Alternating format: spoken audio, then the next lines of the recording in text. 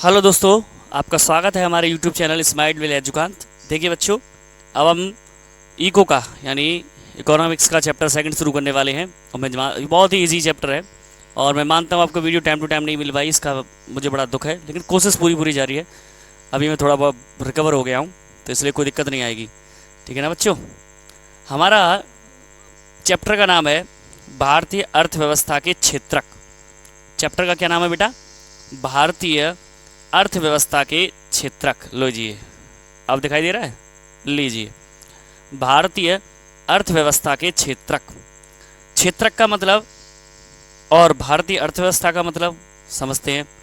भारतीय तो जानते हैं, अर्थव्यवस्था कहते हैं यानी पैसे की व्यवस्था करना ही अर्थव्यवस्था कहलाता है। ठीक है, तो किस किन क्षेत्रों से प्राप्त करते हैं? क्षेत्रक शब्द लगाया है चैप्टर में, तो किन किन क्षेत्रों से हम ये प्राप्त करते हैं वही हम समझेंगे। आर्थिक गतिविधि, पहली हेडिंग को समझते हैं। ऐसा ही क्रियाकलाप या ऐसा कार्य जिनको करके जीवन यापन के लिए आय की प्राप्ति की जाती है, यानी ऐसा कोई कार्य जिसको करने से हमें पैसा मिलता है, आय मिलती है जीवन जीने के लिए, वही हमारा आर्थिक क्रियाविधि है। नेक्स्ट है अर्थव्यवस्था के क्षेत्रक। अर्थव्यवस्था के क्षेत्रक यानी किसी भी अर्थव्यवस्था को 3 क्षेत्रक या सेक्टर में बांटा जाता है, 3 सेक्टर में बांटा जाता है। प्राइमरी सेक्टर यानी प्राथमिक क्षेत्रक, सेकेंडरी सेक्टर यानी द्वितीयक क्षेत्रक, एंड थर्ड तृतीयक क्षेत्रक। तो 3 क्षेत्रक है हमारे। अब प्राथमिक क्षेत्रक क्या होता है? चीज़ ये ध्यान रखिएगा, यानी किसी भी काम को करना आय की प्राप्ति के लिए, यानी वह क्षेत्रक जिसमें प्राकृतिक संसाधनों का प्रयोग करके वस्तुओं का उत्पादन किया जाता है, यानी वह क्षेत्रक जिसमें प्राकृतिक चीज़ों का प्रयोग करके वस्तुओं का उत्पादन किया जाता है वो प्राथमिक क्षेत्रक कहलाता है। अब बात आती है प्राकृतिक संसाधन, जैसे जल का प्रयोग कर रहे हैं, मिट्टी का प्रयोग कर रहे हैं, है ना, तो हम क्या उगा रहे हैं? फसल उगा रहे हैं, फसल से हमें कच्चा माल प्राप्त हो रहा है, तो ये प्राथमिक क्षेत्रक में आता है। इस कृषि व सहायक क्षेत्रक भी कहा जाता है, यानी इसे क्या कहा जाता है? कृषि या सहायक क्षेत्रक भी कहते हैं। जैसे खेती करना, मछली पालन करना, ये सब हमारे प्राथमिक क्षेत्रक में आते हैं। अगला है बेटा द्वितीयक क्षेत्रक। अगला क्या है बेटा? द्वितीयक क्षेत्रक। द्वितीयक क्षेत्रक क्या होता है कि वह क्षेत्रक जिसमें प्राथमिक क्षेत्रक से प्राप्त वस्तु, जैसे गेहूं का मिलना, को लेकर नई वस्तुओं का विनिर्माण या निर्मित वस्तु से एक और चीज़ का निर्माण करना, विनिर्माण किया जाता है, द्वितीयक क्षेत्रक कहलाता है। इसे औद्योगिक क्षेत्रक भी कहते हैं। इसे औद्योगिक क्षेत्रक क्यों कहते हैं? क्योंकि उद्योग धंधों में या उद्योगों में, जो उद्योग होते हैं, फैक्ट्रियाँ होती हैं, वहाँ पर जा करके कच्चा माल खेतों का पहुँचता है, उससे नई चीज़ें बनकर आती हैं। अगला पॉइंट है हमारा तृतीयक क्षेत्रक, यानी तृतीयक क्षेत्रक प्राथमिक व द्वितीयक क्षेत्रक के उत्पादन गतिविधियों में सहायता करता है। तृतीयक क्षेत्रक प्राथमिक व द्वितीयक क्षेत्रक के उत्पादन गतिविधियों में सहायता करता है। प्राथमिक गतिविधि में कैसे सहायता करता है? यूरिया का कट्टा पहुँचाना ट्रैक्टर के द्वारा, खेत की जुताई करनी ट्रैक्टर के द्वारा, समरसेबल से हम पानी दे रहे हैं, पाइप के द्वारा भी दे रहे हैं। और द्वितीयक क्षेत्रक कैसे काम करता है कि उनके लिए क्या काम करता है ये तृतीयक क्षेत्रक? उद्योग धंधों में जो माल बना है उसे एक स्थान से दूसरे स्थान पर पहुंचाने का काम, किसी वस्तु को, निर्मित वस्तु को पैक करवाने का काम मशीनों के द्वारा, ठीक है, एक स्थान से दूसरे स्थान पर लाने ले जाने का, इसे हम सेवा क्षेत्रक भी कहते हैं। ठीक है, पैसा आ रहा है, जैसे बैंकिंग है, परिवहन है, ये सब किस में आते हैं बेटा? तृतीयक क्षेत्रक में। सेवा क्षेत्रक में उत्पादन सहायक गतिविधियों के अतिरिक्त अन्य सेवाएं भी हो सकती हैं, जैसे डॉक्टर भी सेवा क्षेत्रक में आता है, वकील आदि, कॉल सेंटर वगैरह, ये सब भाई ये होंगे ही, क्यों होंगे? अगला है पॉइंट हमारा, अगला पॉइंट है हमारा कि तीनों आर्थिक क्षेत्रकों में ऐतिहासिक बदलाव, बहुत बदलाव हुआ है। पहले खेती सामान्य करते थे, आज तो हरित क्रांति के बाद बहुत, आपने 9th में पढ़ा हुआ पालमपुर की खेती के बारे में।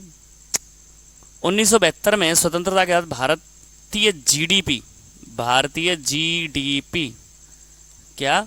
भारतीय जीडीपी में प्राथमिक क्षेत्रक प्रमुख था। जैसे जैसे कृषि पद्धति में सुधार होता गया और अधिशेष भोजन का उत्पादन होता है, तो लोगों ने अपनी ऊर्जा को विनिर्माण की दिशा में चैनलाइज किया। चैनलाइज मतलब बदल देना, यानी जैसे जैसे लोग खेती से दूर होते गए तो वो उद्योग धंधों की ओर बढ़ते गए, शहरीकरण होता गया, औद्योगिकरण होता गया। बहुत जल्दी द्वितीयक क्षेत्र को प्रमुखता मिली। प्राथमिक और द्वितीयक क्षेत्र के विकास के कारण सूचना और प्रौद्योगिकी, व्यापार, परिवहन आदि तृतीयक क्षेत्र को प्रमुखता मिली।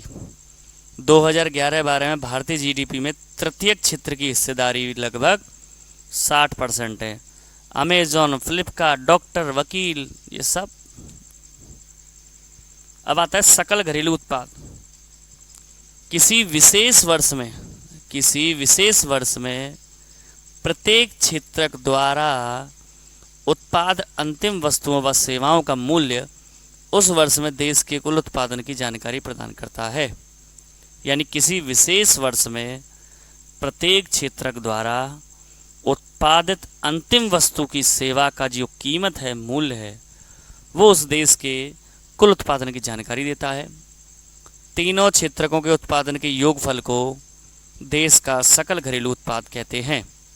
यानी प्राथमिक क्षेत्रक, द्वितीयक क्षेत्रक और तृतीयक क्षेत्रक के द्वारा उत्पादित वस्तुओं के उत्पादन के योगफल को सकल घरेलू उत्पाद कहा जाता है। अगला है दोहरी गणना। दोहरी का मतलब दोबारा। दोहरी गणना की समस्या तब उत्पन्न होती है जब राष्ट्रीय आय की गणना के लिए सभी उत्पादों के उत्पादन मूल्य को जोड़ा जाता है, क्योंकि इसमें कच्चे माल का मूल्य भी जुड़ जाता है। अतः समाधान के लिए केवल अंतिम उत्पाद के मूल्य की गणना की जानी चाहिए। ये कह रहा है कि हमें दोबारा गणना करनी पड़ती है, बार बार किसी चीज़ के टोटल को समझने के लिए, उसको समझा रहा है। अगला है भारत में तृतीयक क्षेत्रक सबसे महत्वपूर्ण होने का कारण क्या है। यानी क्या कारण बना कि तृतीयक क्षेत्रक इतना ज़्यादा महत्वपूर्ण होता चला गया। सुनिए कि यह लोगों को बुनियादी सेवाएं प्रदान करता है, जैसे अस्पताल, पोस्ट ऑफिस, टेलीग्राफ आदि। कृषि और उद्योग के विकास के लिए परिवहन और व्यापार जैसी गतिविधियां, खेती करनी है, उद्योग धंधा है, उसके माल को पहुंचाने लाने के लिए भी तो जरूरत पड़ेगी, तो उसमें भी ये सहायता देता है। लोगों के आय स्तर के बढ़ने के साथ साथ लोगों द्वारा अधिक सेवाओं की आवश्यकता या मांग उत्पन्न हुई। अगला, सूचना संसार पर आधारित नई सेवाएं आवश्यक हो गई और यह बड़ी संख्या में लोगों को क्या प्रदान करता है, रोजगार प्रदान करता है। क्या प्रदान करता है बेटा, रोजगार प्रदान करता है। प्राथमिक, द्वितीयक, तृतीयक क्षेत्रों के परस्पर एक दूसरे पर निर्भर होने के कारण, कैसे निर्भर हैं इसको समझाने से पहले समझाता हूँ। खेती की आपने, खेती करने से क्या होगा भाई, उसके माल को आपको मंडी में पहुँचाना पड़ेगा। मंडी में बना हुआ, मंडी से माल कहाँ पर जाएगा बेटा, उद्योगों में जाएगा, वहाँ से चीज़ें बन करके मार्केट में आएंगी। तो यहाँ पर कितने क्षेत्रकों ने काम किया, दो क्षेत्रकों ने। कितने क्षेत्रकों ने काम किया, दो ने, प्राथमिक और द्वितीयक। अब तृतीयक ने क्या काम किया, खेत से मंडी तक पहुँचाने का काम भी परिवहन साधन के द्वारा तृतीयक ने किया। बेचने का काम व्यापारी द्वारा तृतीयक क्षेत्रक के व्यक्ति ने किया। वहाँ से उद्योग धंधों तक माल पहुँचाना तृतीयक क्षेत्रक ने किया। प्राथमिक क्षेत्रक को उत्पादन बढ़ाने व वितरण के लिए नई तकनीकों व परिवहन की आवश्यकता होती है। विनिर्माण उद्योगों के लिए कच्चा माल प्राथमिक क्षेत्रक से ही प्राप्त होता है। कोई माल बनेगा कंपनी में तो कच्चा माल कहाँ से मिलेगा, खेती से। प्राथमिक व द्वितीयक क्षेत्र की सहायता से सेवा क्षेत्रक में नए रोजगार के अवसर प्राप्त होते हैं, जैसे भंडारण, स्टोरेज, बैंकिंग, यातायात आदि। तीनों क्षेत्रक परस्पर निर्भर हैं, एक दूसरे से जुड़े हुए हैं। अगर एक भी गड़बड़ हो जाएगी तो कोई क्षेत्र काम नहीं करेगा ढंग से। हाँ, खेती वाला ये अपने जीवन यापन के लिए कर सकते हो आप। किसी की भी अनुपस्थिति का, यानी किसी एक की भी अनुपस्थिति का अन्य दोनों पर नकारात्मक प्रभाव पड़ेगा। अगला पॉइंट है बेटा प्रच्छन्न बेरोजगारी, जिसे हम छिपी हुई बेरोजगारी कहते हैं।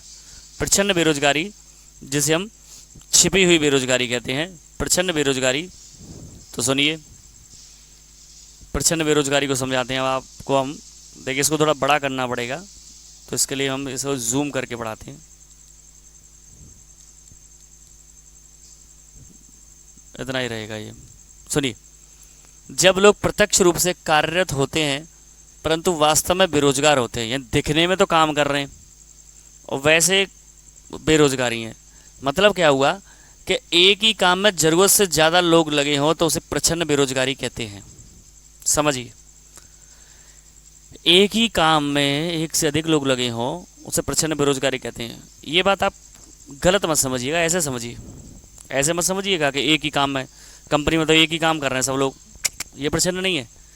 जैसे 1 बीघा ज़मीन के लिए 3 लोग बहुत हैं खेती संभालने के लिए, वहाँ 5 लोग लग रहे हैं, तो प्रत्यक्ष दिखाई दे रहे हैं काम कर रहे हैं, लेकिन वो बेरोजगारी है, आमदनी का है। 2 की आमदनी तो बेकार है, 2 अगर बाहर कमाने जाएंगे तो बढ़िया रहेगा ना। कृषि क्षेत्र में अल्प बेरोजगारी की समस्या अधिक है। यदि हम कुछ लोगों को कृषि से क्षेत्र से हटा भी दें तो उत्पादन पर विशेष प्रभाव नहीं पड़ेगा। यानी अगर खेती में से कुछ लोगों को हटा भी दिया जाए तो कोई ज़्यादा प्रभाव पड़ेगा? नहीं पड़ेगा। अगला समझिए, अगला है छोटी अवधि के लिए उपाय। अगला पॉइंट क्या है हमारा? छोटी अवधि के लिए उपाय। देखिए, महात्मा गांधी राष्ट्रीय रोजगार योजना 2005 जैसी योजनाएं बनाई गई। यह योजना 2005 में लागू की गई। कौन सी? मनरेगा जिसे बोलते हैं। इस योजना के अंदर 100 दिनों के रोजगार की गारंटी दी गई। 100 दिनों के रोजगार की गारंटी दी गई। रोजगार ना मिलने पर बेरोजगारी भत्ता दिया गया। अपने गांव या आसपास के क्षेत्र में कार्यस्थल होगा, जैसे आजकल गड्ढा वड्ढा खोदते हैं। 1/3 रोजगार महिलाओं के लिए सुरक्षित किया गया और गरीबों में भी अति गरीब लोगों को रोजगार प्रदान करना। जिनके पास कोई रोजगार नहीं है उनके लिए ये रोजगार देने की व्यवस्था की गई थी। ठीक है बेटा। अब आता है दीर्घकालीन उपाय। अब क्या समझते हैं हम? दीर्घकालिक, ये तो अल्पकालिक था, जैसे मनरेगा वाला को 100 दिन का ही काम था ना। कि कृषि सुविधाओं में सुधार किया जाए, सस्ती दर पर कृषि ऋण दिया जाए जिसे किसान कर सके, अर्ध ग्रामीण क्षेत्रों में उद्योगों की स्थापना, अर्ध ग्रामीण यानी कस्बों में जैसे फतेहपुर सीकरी है, विद्यालय कॉलेजों की स्थापना की जाए और स्वास्थ्य सेवाओं को बेहतर किया जाए। अब आता है शिक्षित बेरोजगारी। यानी जब शिक्षित या प्रशिक्षित व्यक्तियों को उनकी योग्यता के अनुसार काम नहीं मिलता तो वह क्या कहलाता है? शिक्षित बेरोजगारी। ग्रामीण रोजगार गारंटी 2005 ने केंद्रीय सरकार ने भारत के 200 जिलों में काम का अधिकार लागू करने का एक कानून बनाया है। इसको ध्यान रखिएगा, है ना, ये कुछ फैक्ट है। तो आशा करता हूँ आपको यहाँ तक समझ में आया होगा। इसी आशा के साथ कि आप हमारे चैनल से जुड़े रहेंगे, इसको लाइक करेंगे, शेयर करेंगे, सब्सक्राइब करेंगे और कोई भी प्रॉब्लम हो तो कमेंट करेंगे, साथ ही साथ प्रमोट करेंगे। Stay healthy and stay fit. जय श्री श्याम।